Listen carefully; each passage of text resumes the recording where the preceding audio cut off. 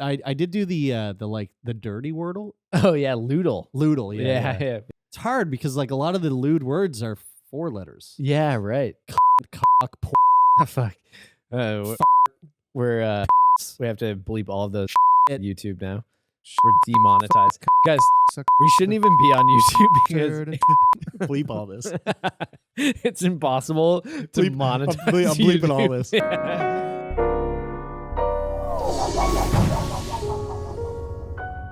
Guys, I shit myself today. No, really? Yeah, for real. Oh, You know man, what's I crazy? really thought you were joking when you said that. No, was full on serious when I texted you know guys. I just was sitting here at the office playing Elden Ring, and I let out this like long, like hot, very normal sounding fart, or not normal sounding, normal feeling fart, and then I was like, whoa, that was a big one.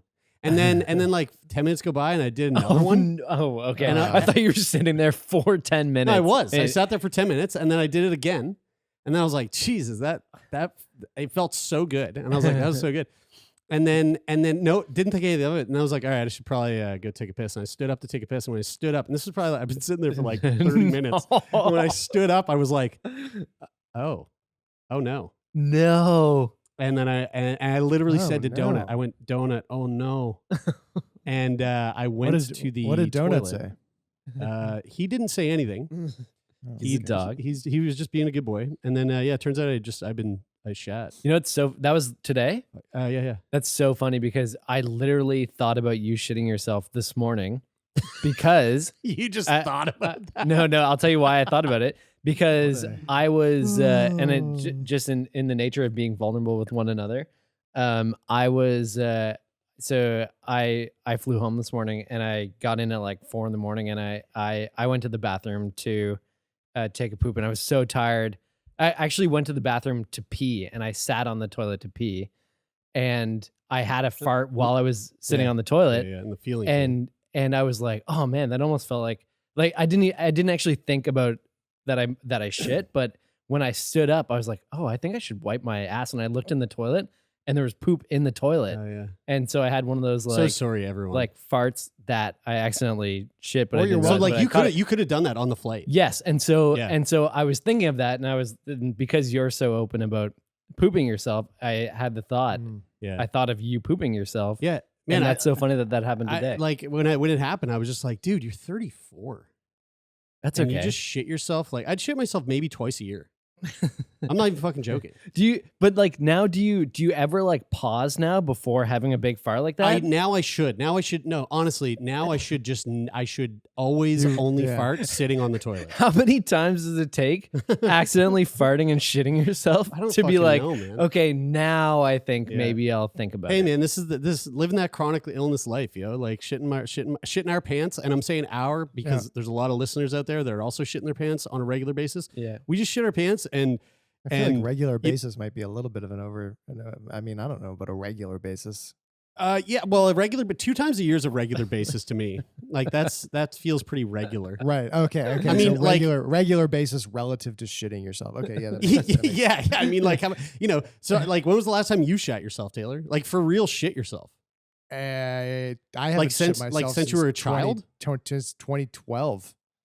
Yeah, exactly. Right.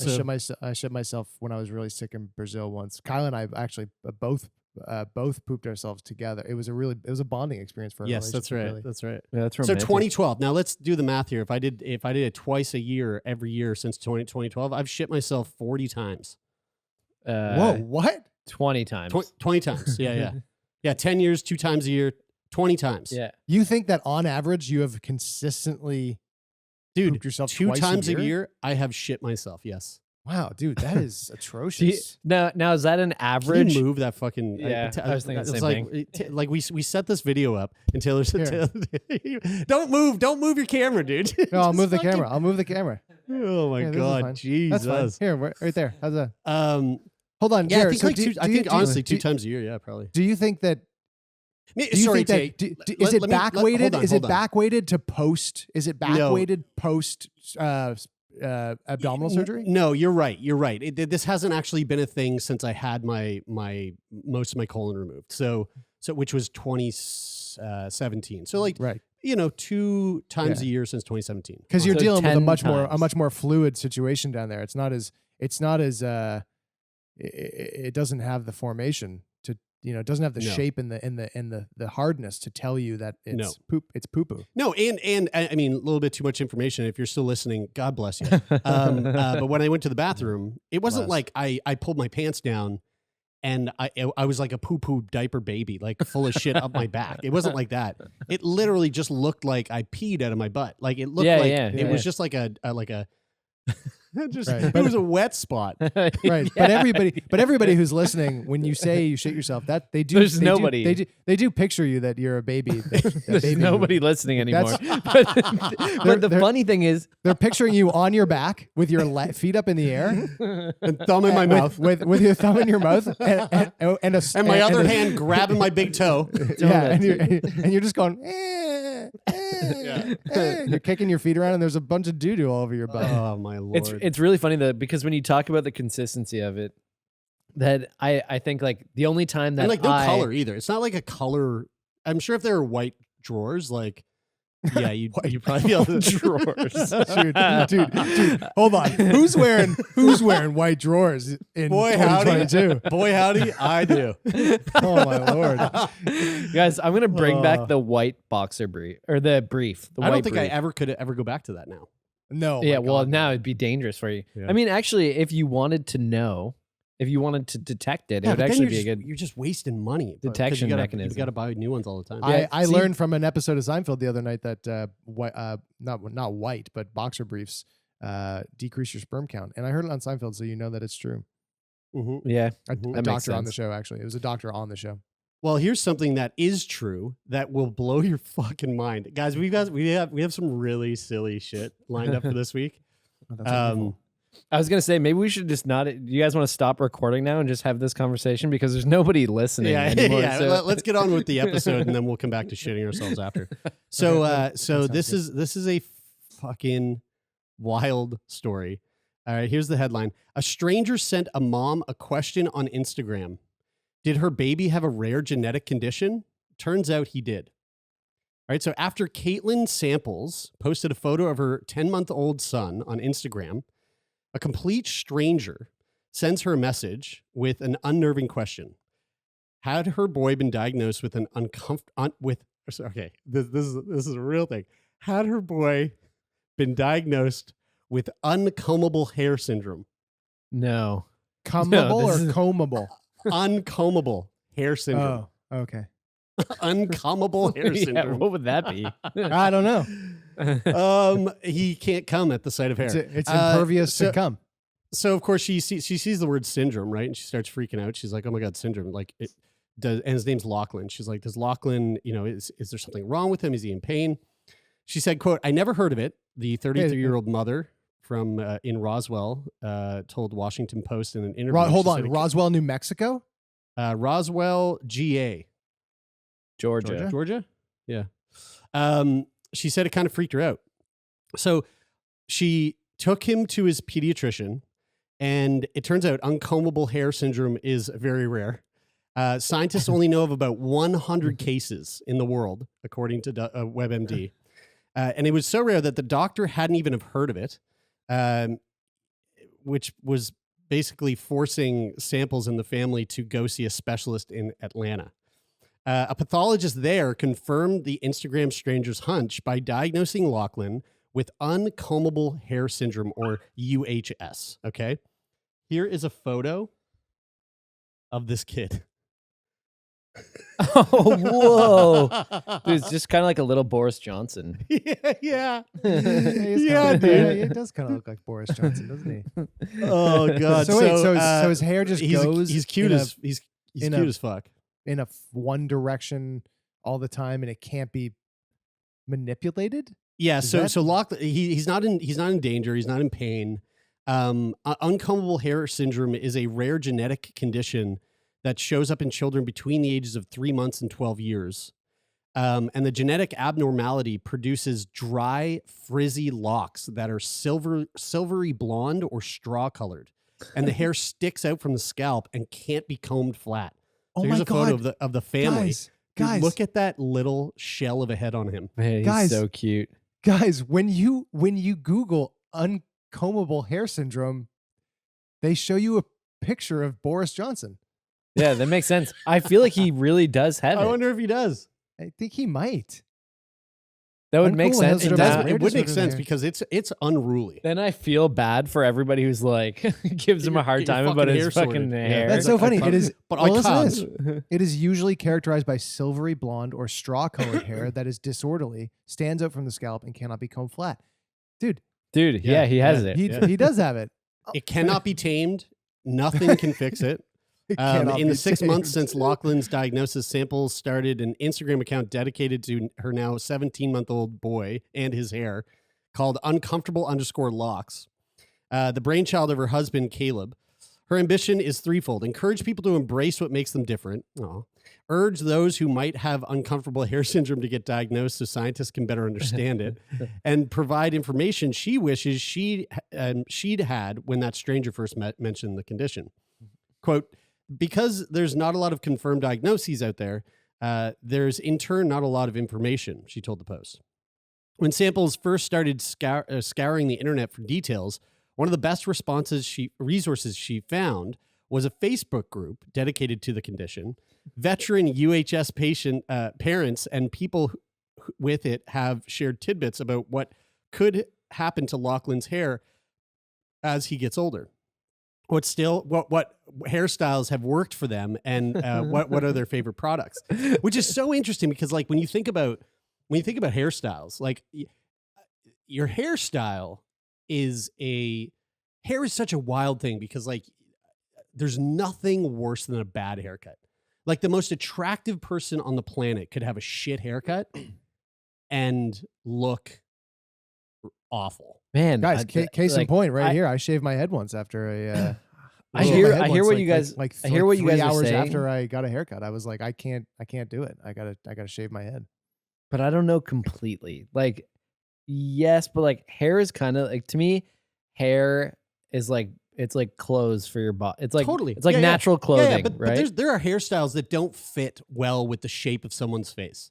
Like Yeah. there's some hairstyles where it's like with the way your head is shaped, it's a bad idea to go down that road. What do you think is a bad hairstyle for my head shape? A mullet, which all three of us are doing right now.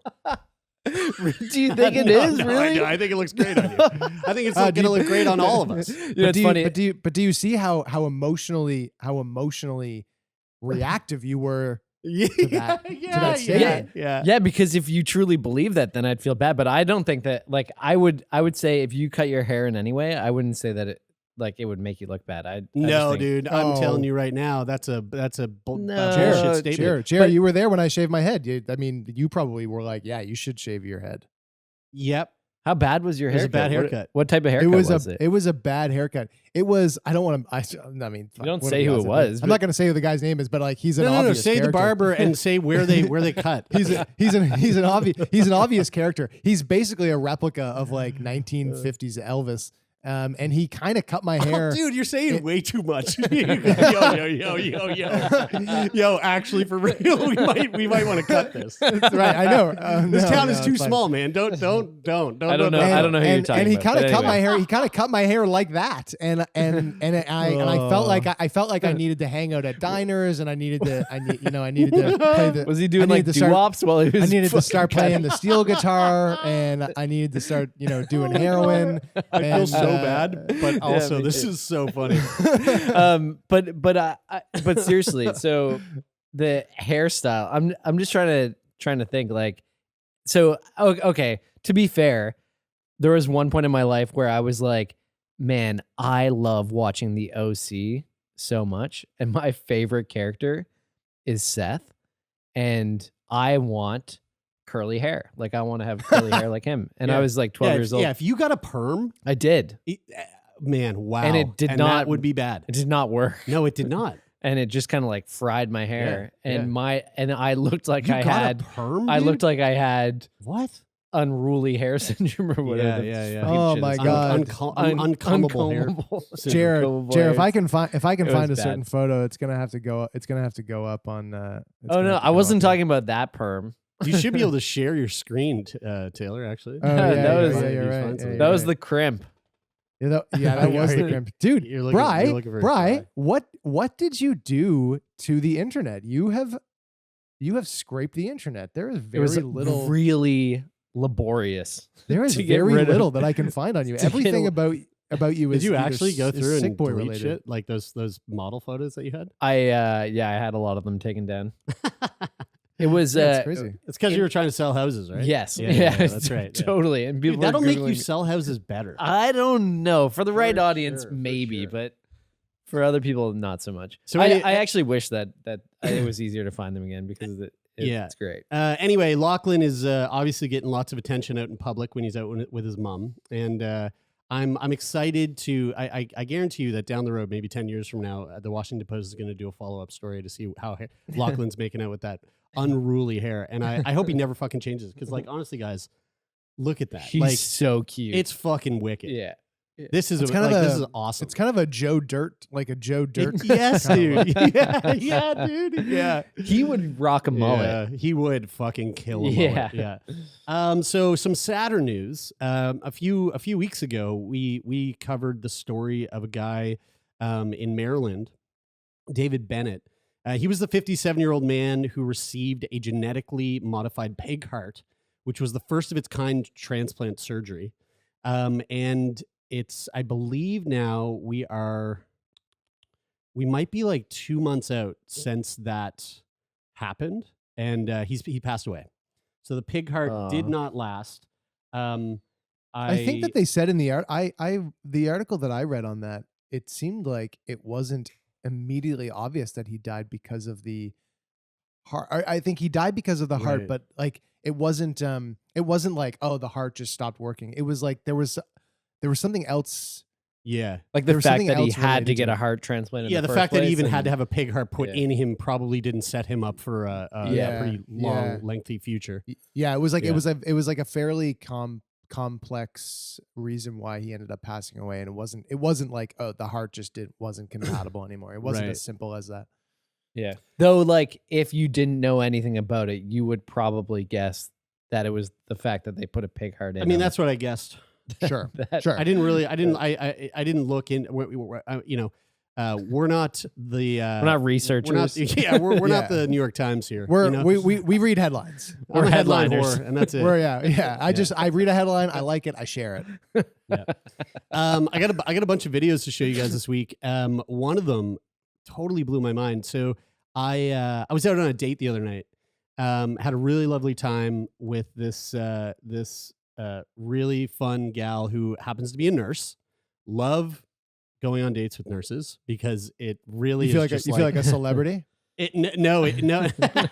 no, because it's the reason why is because I basically feel like I'm doing this.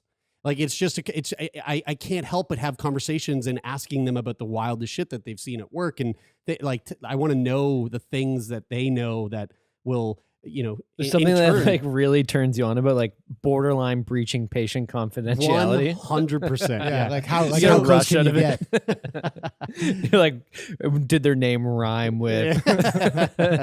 Shmishmi? So I was on this date, and I was actually telling this story about you, Brian, breaking Taylor's rib cage when you gave him CPR when he didn't need it. And and my great. friend that I was on the date with, she was like, He's a hero. no, You Yeah. can I don't literally think do so. no wrong when doing that. she was like, wow, shouldn't have done that. But she was like, she started telling me a story about a really harrowing experience that she had working on one of the floors, I think here in Halifax once. And basically the patient coded, and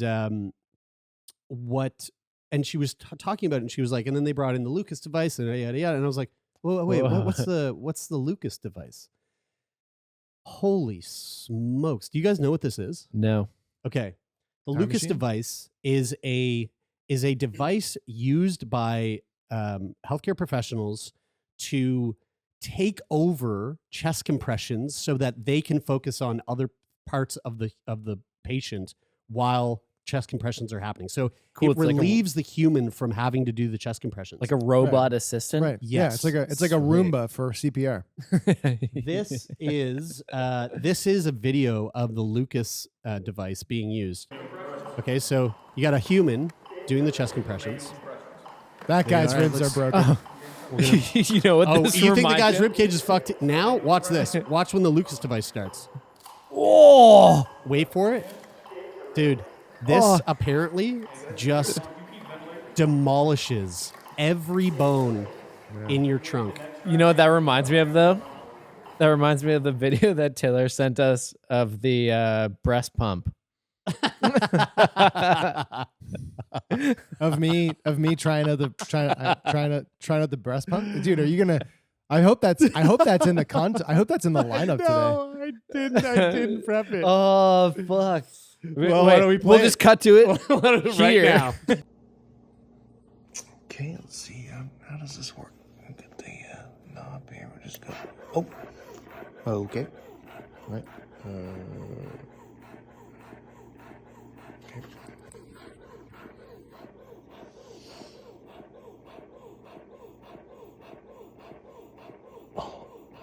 Oh. Ah. Ow. Ow.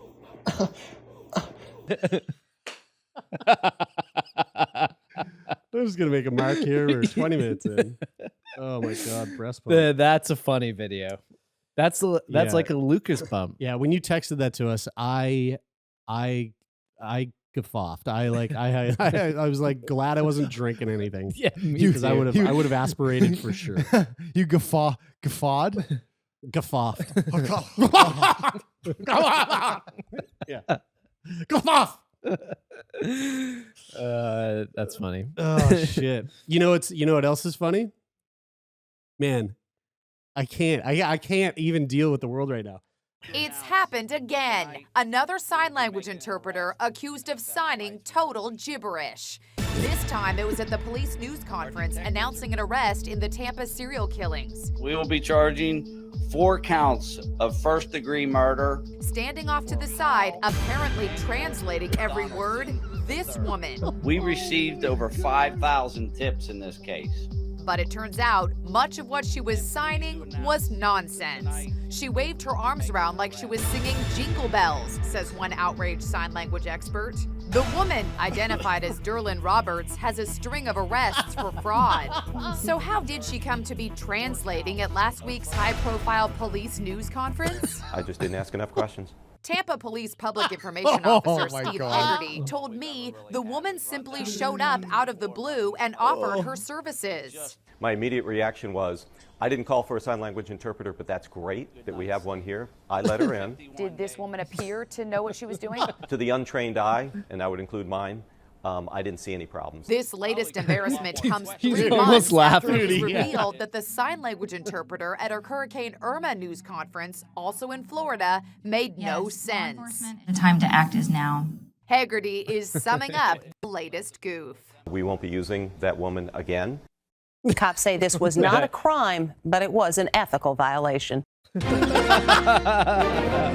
that is not from The Onion. That is It literally was from an inside. ethical violation in the court of public opinion. Oh my god, man! Like, It's so okay, first of all, what are you doing? Like, what the fuck is your life? So that wait, you're so going, she- hold like, on, so she is snuck she in? trying to make money?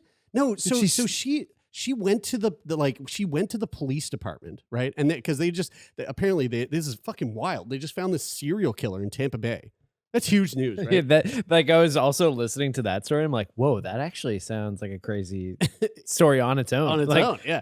Forget this. So sign So language. there's thing. literally a serial killer in Tampa Bay, and they hold a press conference to basically announce, "Hey, we finally got the fucker."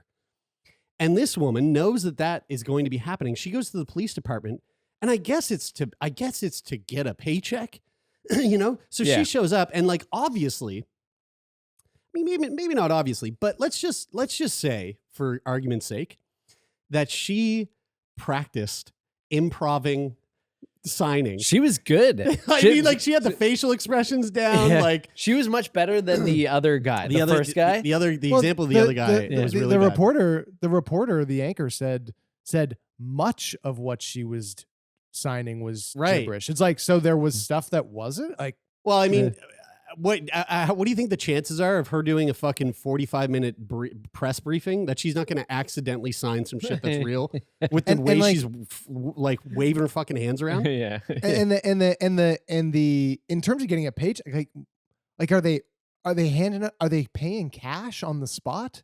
I mean, Like, I don't know. Yeah. But that's the thing. She's a con artist, right? So like, she's literally Leo DiCaprio, but like the dumbest Leo DiCaprio ever.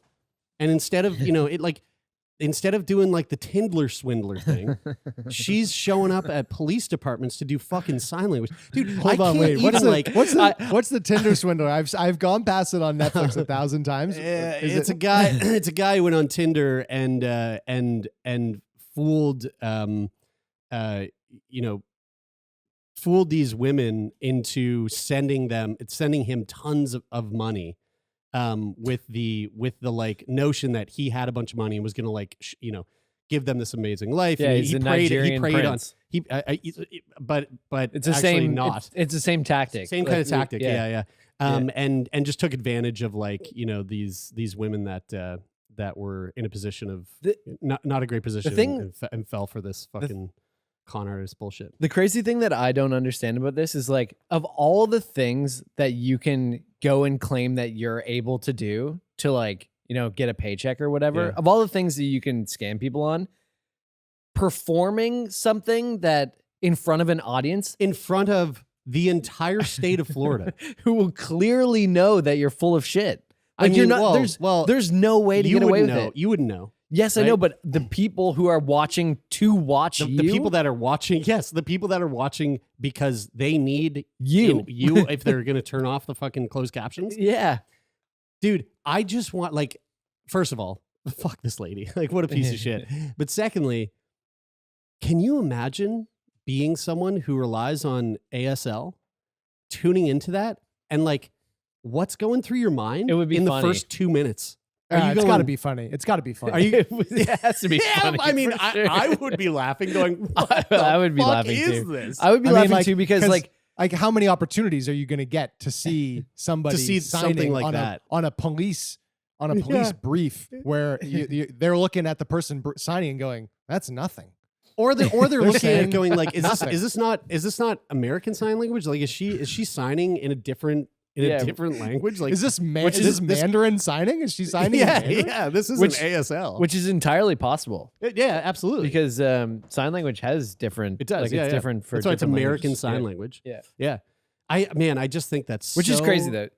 Sign language should just be one sign. Like, you should just be able to sign one language. I had that thought once too, where I was like, why isn't it universal? But it makes sense because different languages approach communication differently. And so like, it would be weird for like, like Taylor said, Mandarin. If there was a Mandarin, I don't know what the Mandarin sign language name is, but if, they were signing, they wouldn't be signing with the historical context of how like English works. Yeah, it would be different. Right? It would be very different. Yeah. So I wonder if there would be like what the pros and cons to having one universal, because like there's also things that are probably you don't want to go down like that road. relevant to people who that's funny that you made that comment.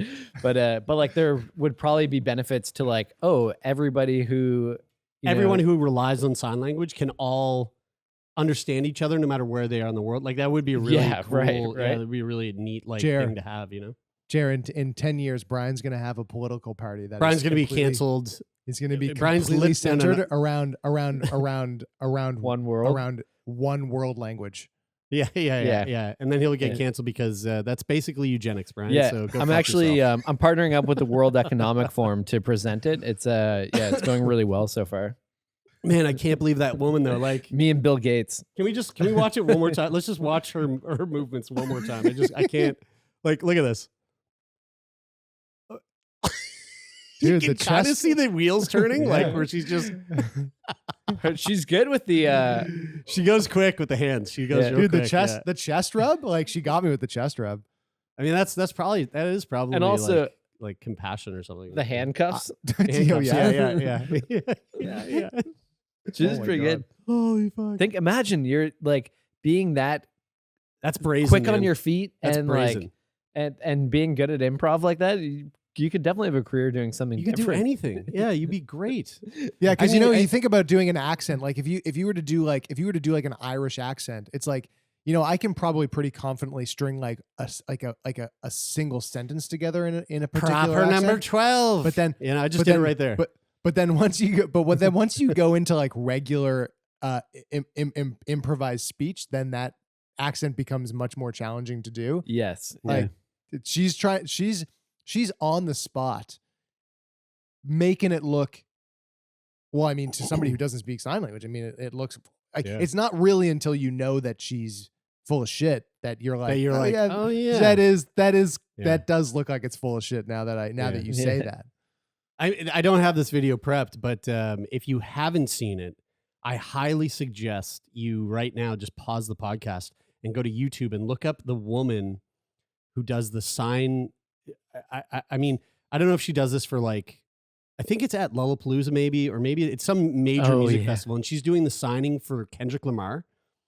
So we're talking about like this master lyricist who is rapping so fast and so like fluently, and this woman is signing every fucking thing that he is doing with this like crazy emotion, and it is, dude, it is wild. Her body language is what makes it amazing. She gets me more hype than Kendrick does, and Kendrick gets me so hype. She's like throwing it down. She's throwing it down, like dancing. Yeah, so fucking cool. I love that. So hype. Listen, speaking of hype, I want you guys to see this. This is Miles Smiles Taylor. Okay, I know Miles Smiles. He has cerebral palsy. He weighs 90 pounds, and he deadlifts 200 pounds. Look at that. Dude, fuck yeah.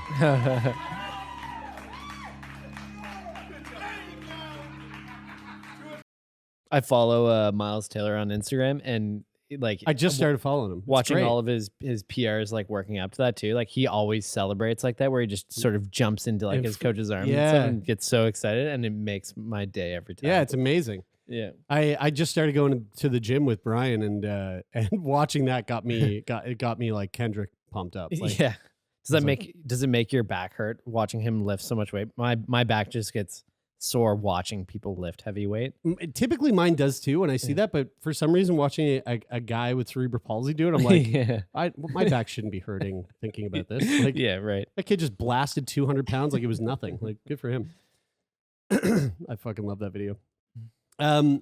So I got this story, and we might take a bit of time on this because it's kind of it's a pretty intense story.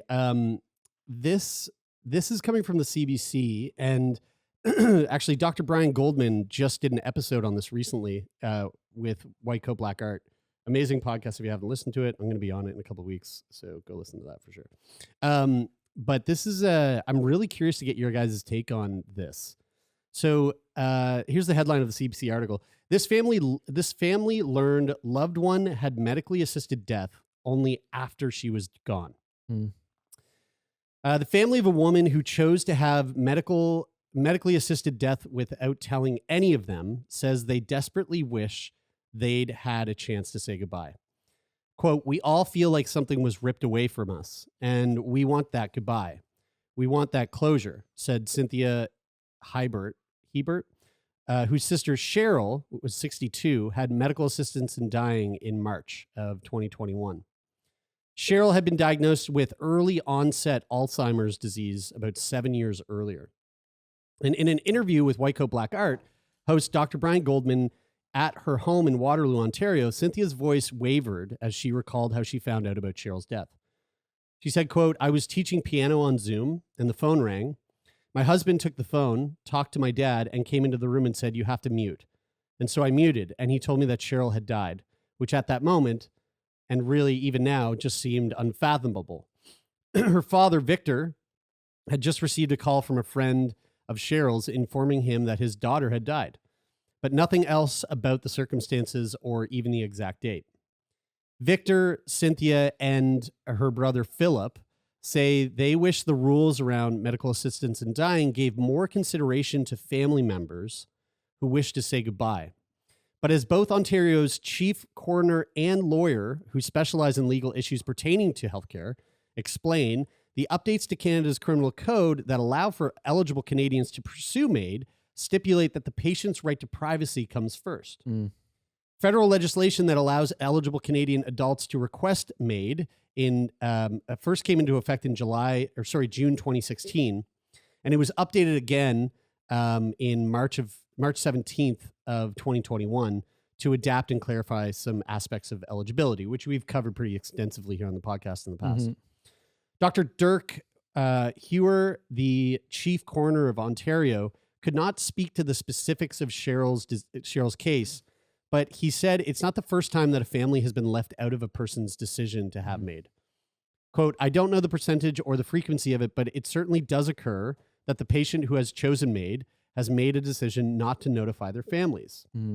And we have had situations where we have been made aware that the person has told nobody. And in fact, the clinician has said that the person requested that nobody be notified after the death as well.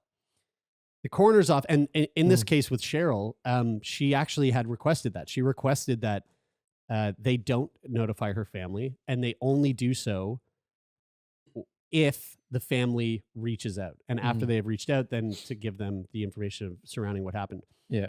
The coroner's office conducts a standard review of every medically assisted death in Ontario, and last year alone, there were more than 3,000 such cases. I'm having a pretty strong initial reaction to this, and I don't know why. I'm curious why I might be feeling this way, but my initial reaction is I feel really bad for this family. Like I feel it must be really tough to go through that. Like I imagine it would be so hard to just learn of that, and also like not having clarity and understanding why your family member made that decision without choosing to notify you or involve you in it. That would be really hard, and especially from the perspective, from my perspective, that I know that my mom, when she lost her mom to cancer, she really regretted not saying, like, having certain conversations before her mom passed away, and she's like held that with her for a really long time. And that actually comes up in the White Coat Black Art episode, where Philip, the brother, Brian is asking him like, hey, he asked both brother and sister. He said, "Are you? I can't help but ask, were you guys estranged? Because perhaps maybe that was something to do with this." And they were like, "Well, no, we weren't." And the brother chimes in and he's like, "No, but I hadn't talked to her since November." And she died in March. And, he was like, I was thinking about calling her, but something came. He's a criminal lawyer. He was like, I got a case that came up. I got really busy. One thing led to the next thing. And I was like, all right, well, I'll see her on her 63rd birthday, which actually she died like just prior to her 63rd birthday. And so he, you could hear in his voice that there was like this sadness of not having had those conversations that he wished he could have. The other thing though, and in saying that, and again, like I'm working on using and language and not but language, something that I'm working on in You're doing a very good job, Brian. Good job. My and language for this is I understand how hard that would be. And also I do believe that this should be, it comes down to the patient, how they want to die. And like, and this is their right to choose this. And I personally, the strong feelings that I'm feeling is that I don't think that there should be a law in place that should require somebody to, have to involve family members and have to, because really at the end of the day, this is your decision. Yeah. And whether or not somebody dies from MAID or natural causes or whatever else, like, or a car accident, if you feel bad that you didn't have certain conversations with your family members, you shouldn't be waiting until they're dying to be having those conversations. And so while I really do sympathize with what this family is going through and all the other people who have had been through similar situations, I feel at the end of the day that it's just like a bummer of a situation, and that there's nothing that we can do or should do legally to change that. In terms of like where Cheryl was at, like what her situation was. So at age 55, she was diagnosed with early onset Alzheimer's. And she kept her diagnosis from her family for 5 years. And at the time, the family was dealing with another case of Alzheimer's, which was the mother of the family. She had been diagnosed in 2007 at age 77 and died in 2019 after spending 4 years in long-term care. And I know that through this article here, they say that it was like a really rough road when their mother was succumbing to, a very fucking challenging illness. But where Cheryl was at, according to the family, she, her long-term memory was still really great. She was having some issues here and there, but like, as far as they were concerned, they thought she was doing really well. But COVID-19 hit, and there was a bunch of routines that were disrupted for Cheryl, and a lot of like weekly programming for people with young onset dementia, things like art and dancing and field trips and stuff. That all that stuff was stripped from her because of COVID. And so, I don't know. I can't speak for Cynthia, or for Cheryl, but I could imagine having seen someone so close to you die from the exact same thing that you have been diagnosed with, and knowing that it was really fucking hard. I mean, most certainly, if that was me and I was in that position, that would play a massive role in my decision to go forward with something like MAID. Yeah. Yeah, it's hard though to wonder, like, I also feel for the family if they're looking at this situation going, geez, like, she had all of these things taken away from her when COVID happened, and maybe that put her in a space where she was like, oh, well, what, like, I don't want to hang around now until things get really bad worse for me. Yeah.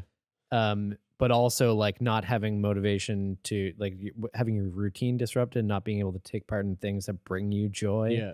Like, it maybe if those things were brought back on and she was able to participate in them, maybe that would be maybe different. But it's hard to say. Like, obviously we don't know. Exactly. And at the end of the day, we can speculate as to what what led to the decision that she took to not involve the family in that decision, and no doubt that is a really challenging thing to grapple with. I thought you put that as succinctly as I would have, Bri, with what you said there. Like, it definitely would be a terrible thing, but at the end of the day, I wouldn't support changing any law to make it so that somebody else has to sign off on your personal decision. So like that's and even if it wasn't that grand, right? Like, even if it wasn't sign off on, but so like let's think about it this way, right? Let's and again, this is all just speculation and hypotheticals, but let's say that it was in the legislation that, like, if you're going to do this, you have to at least notify family members, and Cheryl did that.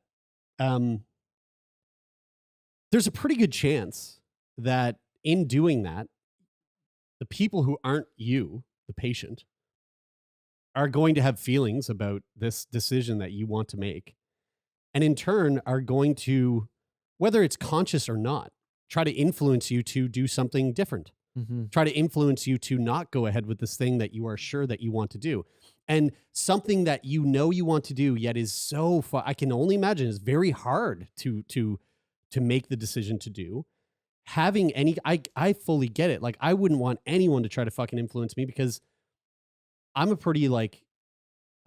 pretty susceptible to suggestion. And if I feel like, all right, I'm confident I want to do this, but also I know I got to go talk to Bridie and my mom about this, with the fears that they might say something that makes me change my mind, Like, fuck that, man. I don't want to have that challenge added to this thing that's already so hard and already so intense and scary and, you know, whatever. If you changed your mind in that situation, would you resent maybe yourself for changing your mind? Maybe, or quite possible. Like maybe down the road you do. Maybe down the road you go, wow, I really fucked up. But I mean, devil's advocate to that argument there, Jer, is that you know, because this is going to go against exactly what I just said a few minutes ago of saying that it's not, I don't think that it should be somebody else's or somebody else's decision or that they should be necessarily or have to be involved, I guess.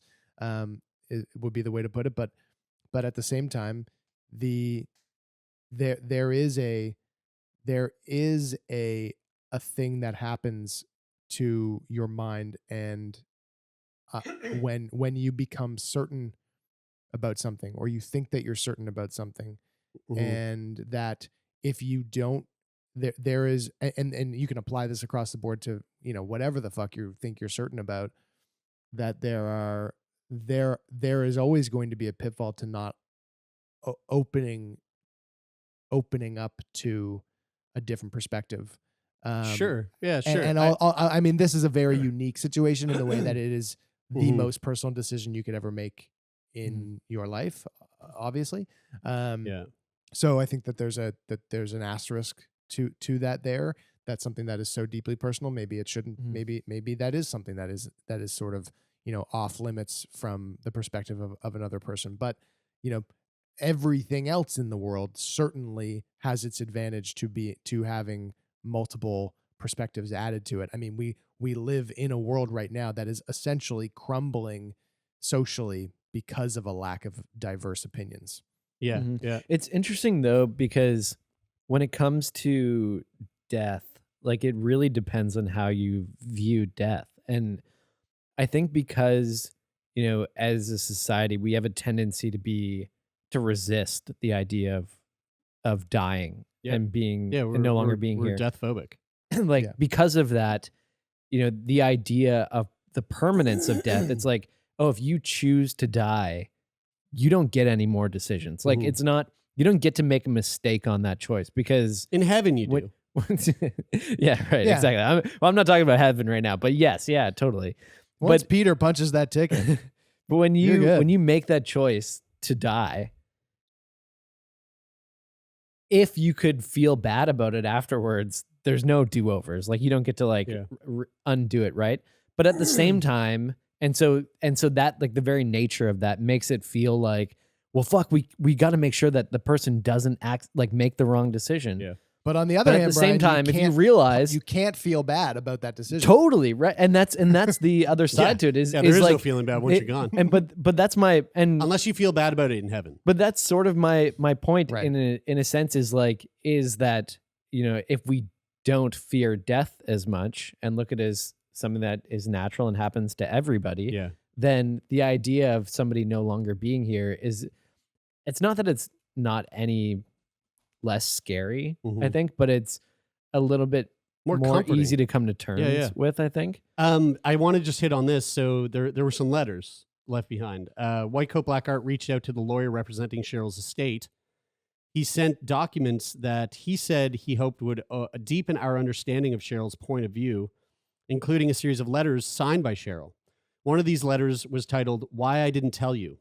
And it reads in part, quote, "This is really hard to write. I have always known since the day I was told that I had young onset dementia, Alzheimer's type, that I would pursue medical assistance in dying.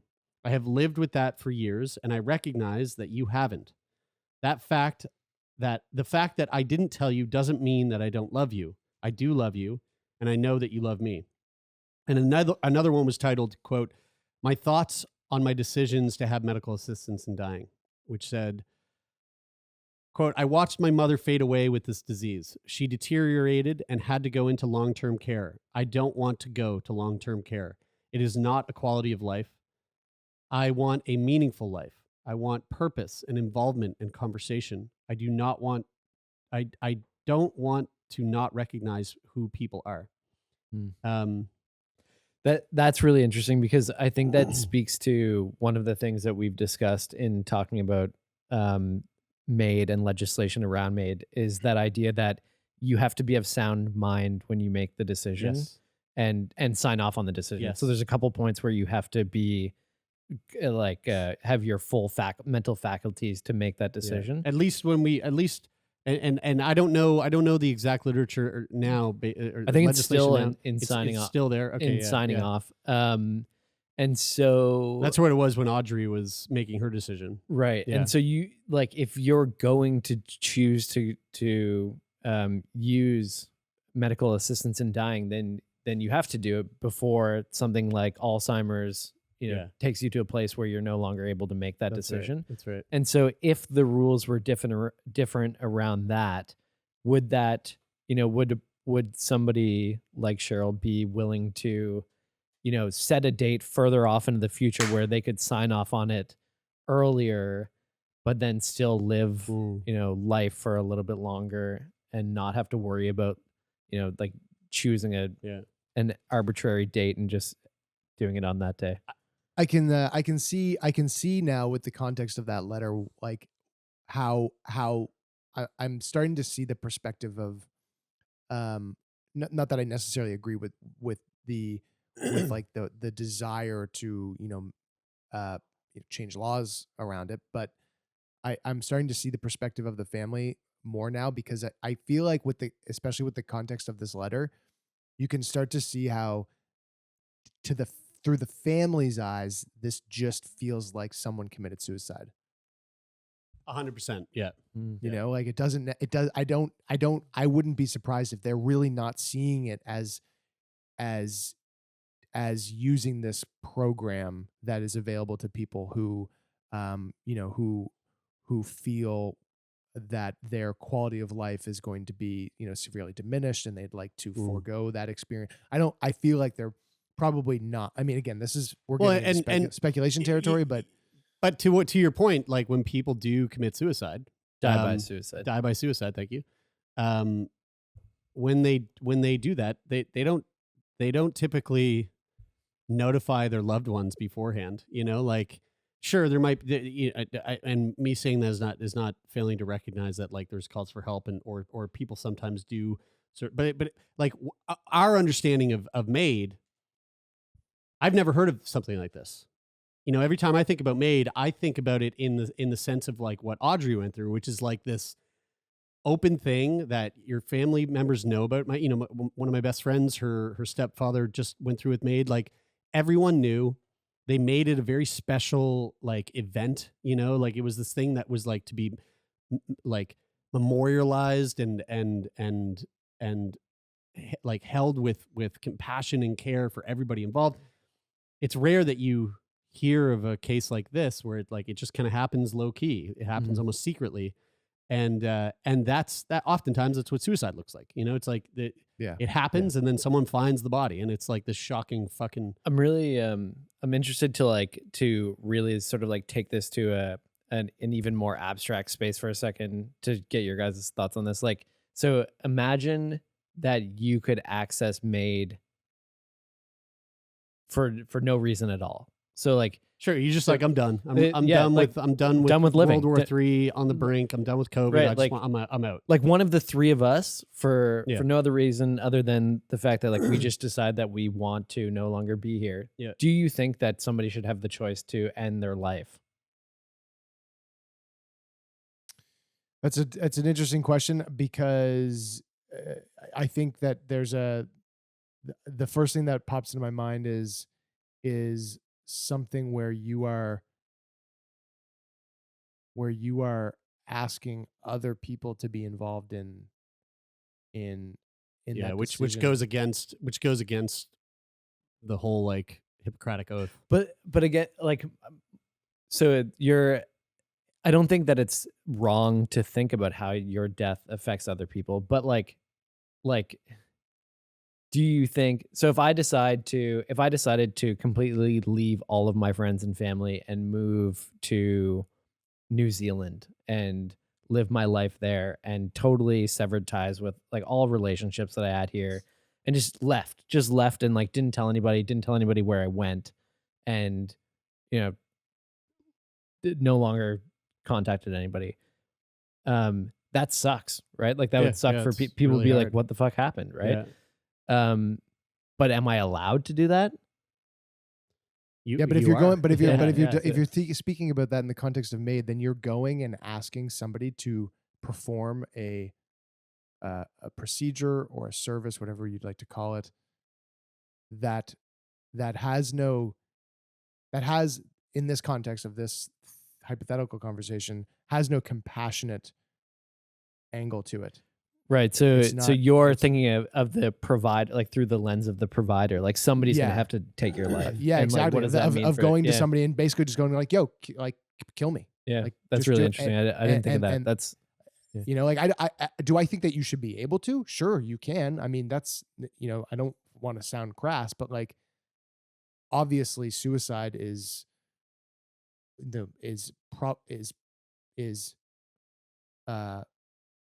overwhelmingly occurs with people who are suffering from mental illness, but not everybody, and that you can do whatever you want with yourself to yourself. Yeah. It's just a shitty thing to do. But so in the context of going, I don't have a mental health. I'm not experiencing I'm not in like a mental health crisis. I don't have an illness that is decreasing my quality of life that I'd like to avoid. And going for no other reason other than I feel like it today, go to the hospital, say, do this for me. You are basically, I see the biggest issue with that as asking a person to, for no reason, perform a death service on you. To kill you. Yeah. Does it only stem from the idea of like our fear of like the impermanence of life? And I'm asking that in the sense that like even the act of like taking the life as the healthcare provider that's doing that service for somebody, like is it this like is the feeling of like that it would be a mind fuck to like take somebody's life, or could be a mind fuck to take someone's life, especially not for a quote unquote compassionate reason. Is it like that? Like you're ending somebody's? Well, I don't think it's just that. I mean, like death has immense ramifications. This trickle down effect that affects everybody that's involved in any way that is like remotely connected to that person who died. Mm-hmm. And so, like someone who chooses to take their life by suicide, it has generational effects. Mm-hmm. It fucks people up for ages. Totally. Like it's a really harmful thing, not just to the person who just fully harmed themselves to the point of death, but it is exponentially harmful for the people that have to live with that. Mm-hmm. And so, and that's what I meant by like, it's a shitty thing to do. It's a shitty thing to do when there's no like direct need for it.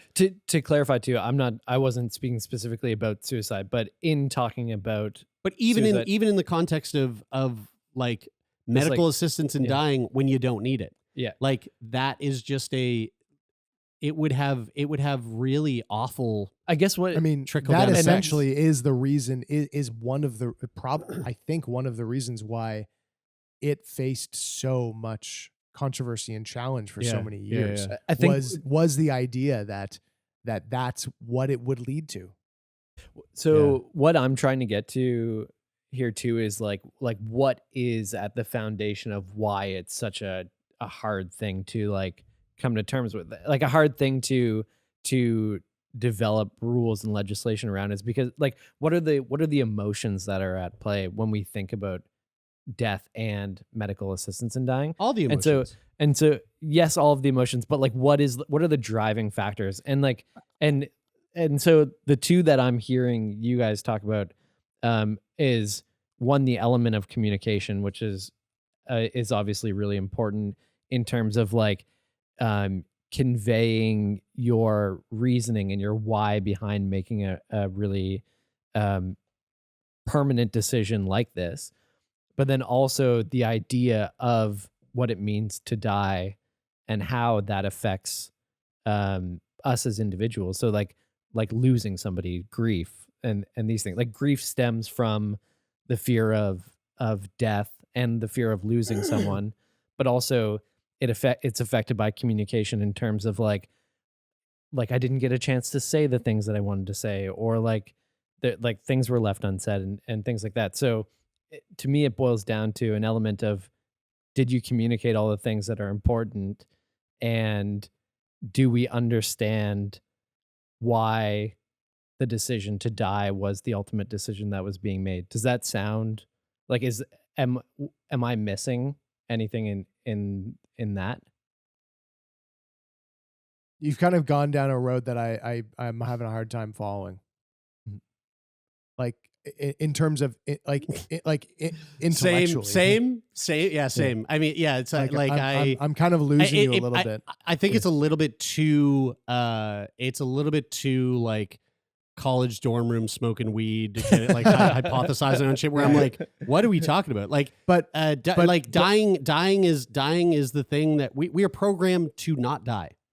That is literally what we are as a species. But our programming is don't fucking die. No. But we are programmed to die. And our programming is to keep the species going. No, we're not programmed to die. We are biologically, it is impossible for us to survive, but we are programmed to keep that survival going. Yeah. That is what we are. That is literally all that matters ever. At any point, nothing else fucking matters but surviving. That's why we have nervous systems that go all fucking haywire when somebody cuts us off in traffic. That's why we freak the fuck out, right? All those states of like fight, flight, freeze, fawn, like that stuff is all built on survival. For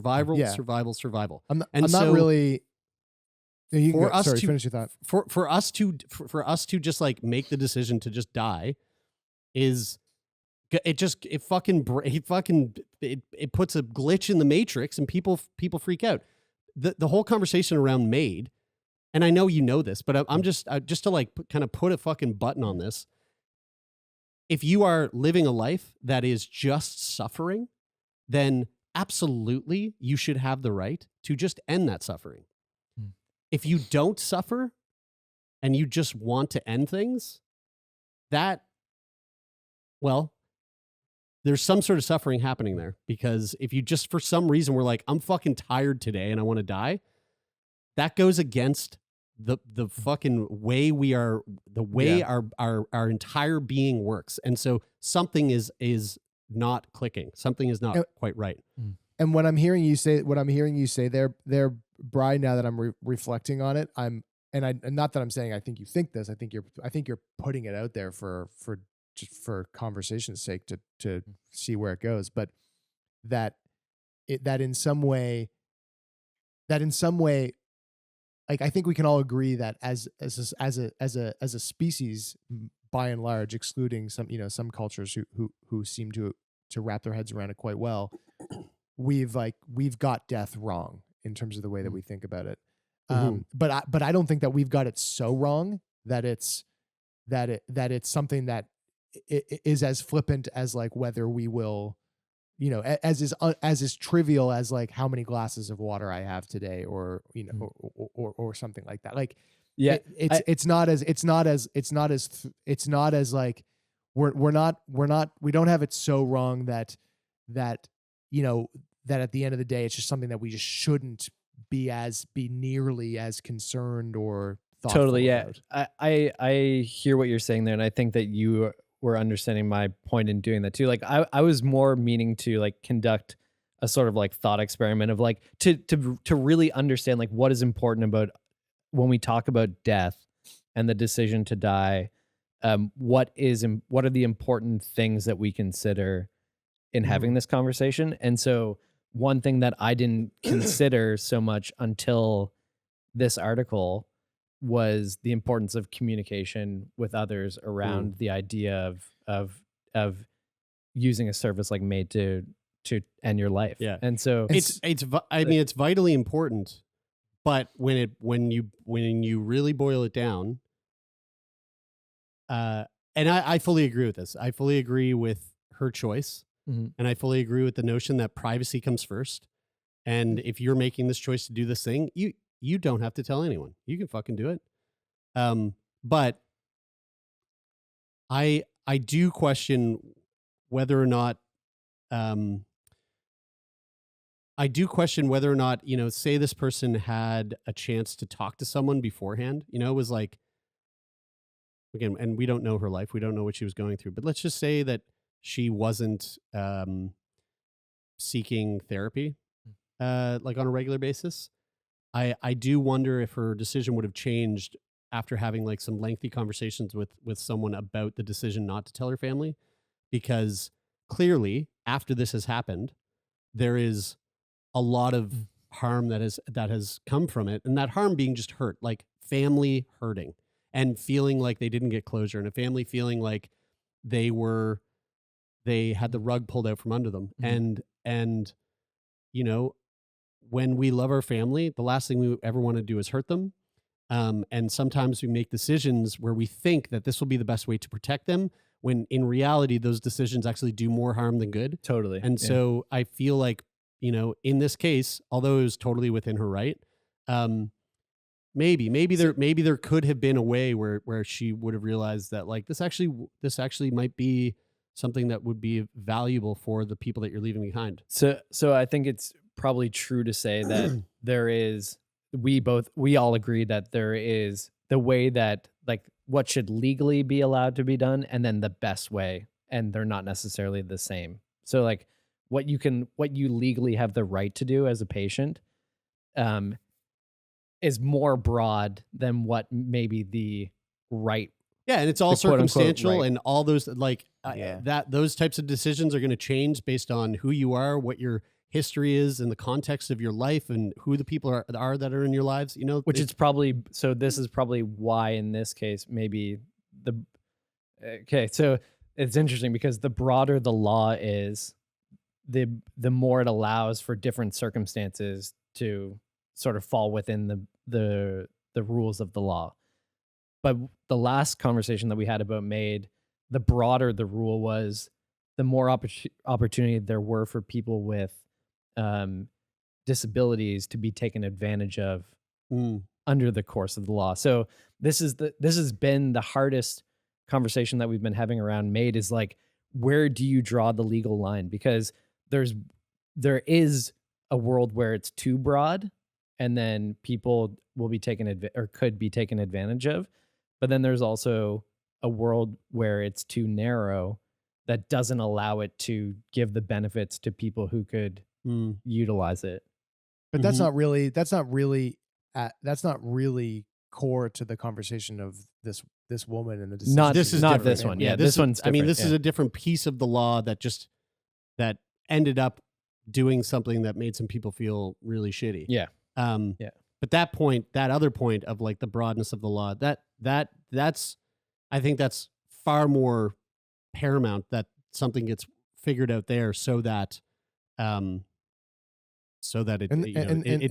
doesn't actually do like true harm to people. And that will probably be something that probably never stops, because I don't know if there's ever going to be a day where we're like, we got death figured out.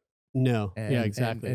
And so if you're going to have a law like that exists at all, it's pretty much gotta just always be in a constant evolution over time as we change, because we will also ultimately change our minds culturally about death at some point.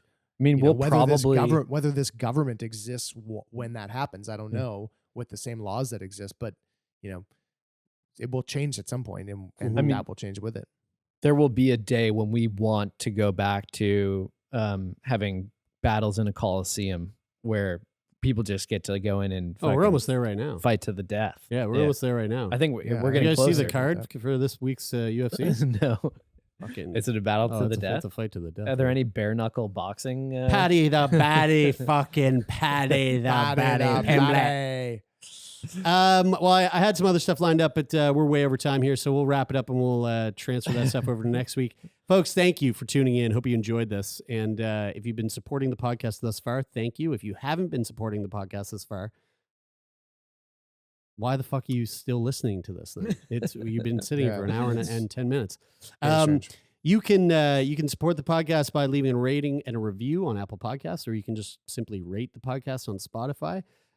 We come at you 3 times a week, Mondays, Wednesdays, and Fridays. And of course, these Friday episodes are available on YouTube if you want to see the videos and the pictures and the dogs. You can go do that and make sure you subscribe and leave a comment below. We'd love to see your thoughts and look at your avatar. The friendliest comment section on the internet.